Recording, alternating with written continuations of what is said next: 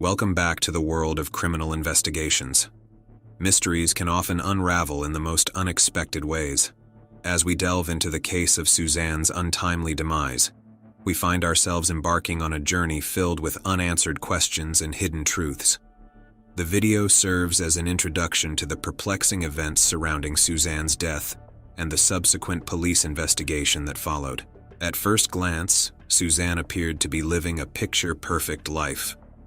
Married to her loving husband Barry for over a decade, they resided in a quiet suburban neighborhood, seemingly happy and content. However, what appeared to be an idyllic existence soon unraveled when tragedy struck abruptly, shrouding their peaceful community in a cloud of uncertainty. The police investigation began in earnest as detectives sought to uncover the truth buried beneath the surface of Suzanne's tragic end. The Colorado Bureau of Investigation has reported the discovery of the remains of Suzanne Morphew, a mother from Colorado, more than 3 years after her disappearance on May 10, 2020. According to the department, the El Paso County coroner conclusively identified the remains as those of Morphew of Chaffee County on September 27, 2023, after discovering them during a search on September 22, 2023. Suzanne Morphew was born to Adrian Alexandria and Jean on April 11, 1971. She had 2 brothers, Andrew and David, and grew up with them. Suzanne was a vibrant and caring woman known for her infectious laughter and kind heart. Her magnetic personality drew people towards her, making her the life of any social gathering. Friends and family often described Suzanne as the epitome of grace and beauty, with a warmth that radiated from her very being. Her love for life was evident in her pursuit of various hobbies, such as painting and gardening. Suzanne and Barry Morphew met in high school in their hometown of Alexandria, Indiana in 1998. Barry would later become Suzanne's husband. After dating for 6 years, they got married. While Suzanne pursued a degree in education at Purdue University, the Toronto Blue Jays signed Barry, a remarkable baseball player. Barry started a new career in horticulture after suffering a terrible accident. Barry launched a landscaping company while Suzanne worked as a teacher until she and their kids, Mallory and Macy, needed more time to focus on raising them. According to her friends, the Morphew family relocated from Indiana to a residence near Salida, Colorado, to be nearer to their elder daughter Mallory, who was enrolled in a nearby college. However, there were also whispers that Suzanne and Barry's problematic marriage was trying for a new beginning with their move. Despite her charm and seemingly perfect life, Suzanne's story took a tragic turn when she mysteriously vanished one unfateful day. This sudden disappearance left her loved ones in a state of shock and bewilderment as they struggled to comprehend what had happened to the woman they adored. The disappearance of Suzanne Morphew on Mother's Day added an unexpected twist to her story. Early in the morning on May 10, 2020, Barry left his home just outside Salida, Colorado, to drive to a job site 150 miles away in Broomfield, Colorado. The couple's daughters were away on a camping trip, leaving the couple alone at home. They were supposed to return before evening to spend Mother's Day with their mother. The girls had planned on going back home that evening to celebrate Mother's Day with Suzanne. However, the event did not occur as planned. The girls sent a message to their mother, wishing her a happy Mother's Day. She does not respond. After a few hours, no reply. Mallory let her dad know that they can't get through to Suzanne. Eventually, Barry asked one of their neighbors to check if Suzanne was okay and whether her mountain bike was at the house. Barry requested them to contact the police when they came across no evidence of her or her bike. Barry decided not to go home right after and instead gave his co-workers a shovel and some other items at a motel where he had reserved rooms for both of them. A few minutes after 6 p.m., he started heading home. The finding of Suzanne Morphew's mountain bike by the sheriff's deputies furthers the investigation into her abduction. Sheriff's deputies discovered the bike on the edge of a cliff near the family house in the police body camera footage. Surprisingly, the area yielded no blood, clothing, or traces of a struggle. But Suzanne's helmet lies off the side of Highway 50, nearly a mile away. The hydration packs and sunglasses are also inside the car. Investigators consider the possibility that the scene was fabricated in this strange scenario. The absence of critical biking gear near the bike, as well as the relocation of belongings, raises questions about whether Suzanne went for a bike ride on Mother's Day morning, complicating the continuing investigation into her abduction. Investigators removed Suzanne Morphew's bike off the cliff. Suzanne had only recently started mountain biking. Investigators discovered her helmet in a different place than her bike. The whole scenario seemed as planned, as if someone had thrown the bike at that point and her hamlet at a different location, all intentionally.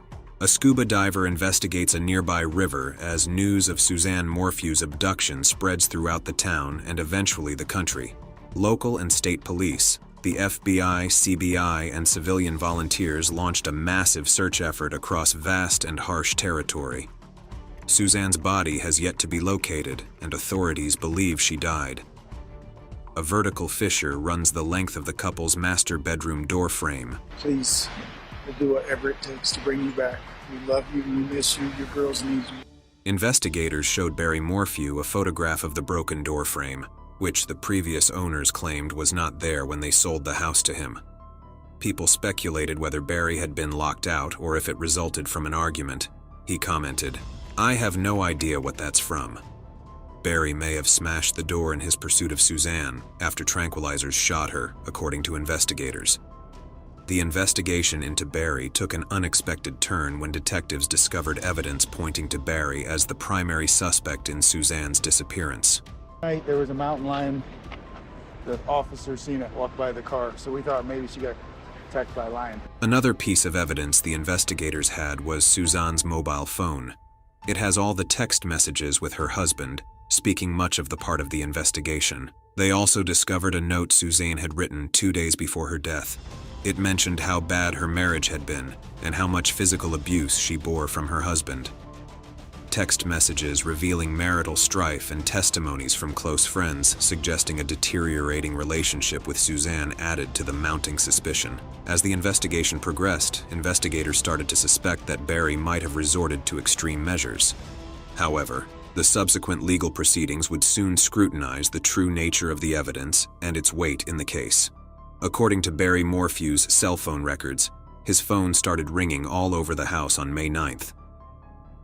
Barry explained to investigators that he was chasing after chipmunks, which he described as an annoyance all the time when they asked him about the strange phone behavior. But after shooting Suzanne with the tranquilizer pistol, police think this strange phone activity could be her being chased around the home by Barry. Some of the ping locations from Barry's cell phone may be seen in the satellite image of the Morphew residence. Suspicions about Barry Morphew's behavior grew as the investigation progressed, casting doubt on the romantic meal he claimed to have eaten with Suzanne. He claimed to have set his phone to airplane mode until 10:17 p.m. One of the inconsistencies is the discovery of a single dirty dish rather than two. Questions remain unanswered as authorities continue to probe the Morphew home.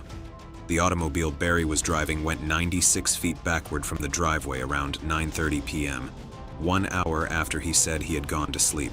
When he allegedly carried Suzanne's body onto his truck, it is when investigators believed he did it. There may have been undisclosed actions, as the records show the truck's door opening and closing more than 80 times. The inquiry into Suzanne Morphew's disappearance becomes more complicated, as this circumstantial evidence raised doubts about any arrest. Barry Morphew was the final step in the inquiry that continued almost a year after Suzanne went missing. In May 2021, he was faced with first-degree murder, tampering with physical evidence, and other counts even though Suzanne's body was not present.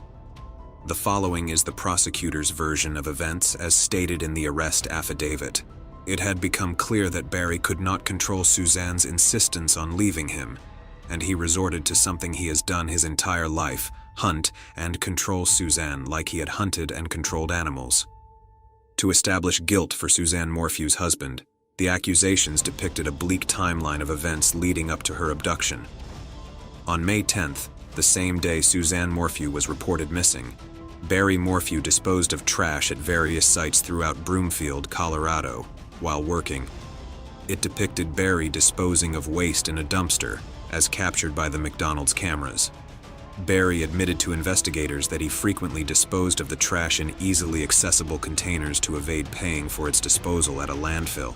However, Barry was allegedly trying to dispose of evidence, according to investigators.